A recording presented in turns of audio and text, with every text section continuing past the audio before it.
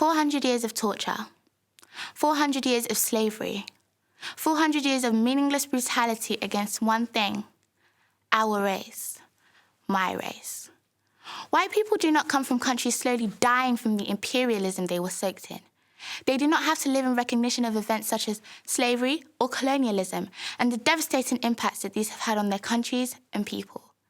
They will never have to walk around a museum surrounded by artifacts stolen from their motherland. And they will never have to see the colonists, slave traders, and slave owners who ransacked their countries celebrated as heroic figures. Governments have passed it off to us today as if things are better for us now than they were before, because we can go to the same schools, use the same toilets, live in the same neighbourhood.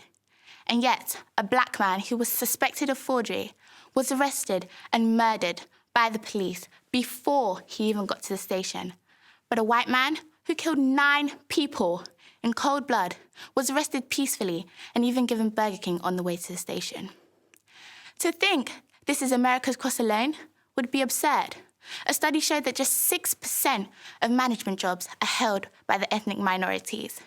The black unemployment rate has consistently been twice that of the whites over the past 6 years, no matter what has happened in the economy. Blacks only make up 14% of the general population of England and Wales, and yet we make up 25% of the prison population. The fact is, although we may experience racism on micro, macro, and systematic levels, racism is still racism. It wasn't just people like Dr. King, Rosa Parks, and Malcolm X who marched and protested for equal rights who wanted to make a change.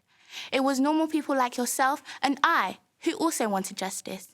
Paul Stevenson, who organised the boycott against a racist bus company in 1963, the Montgomery boycott in 1955.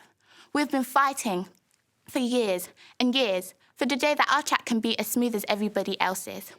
And please understand one thing. When we say Black Lives Matter, that is not us saying Black Lives Matter only. That is us saying Black Lives Matter too.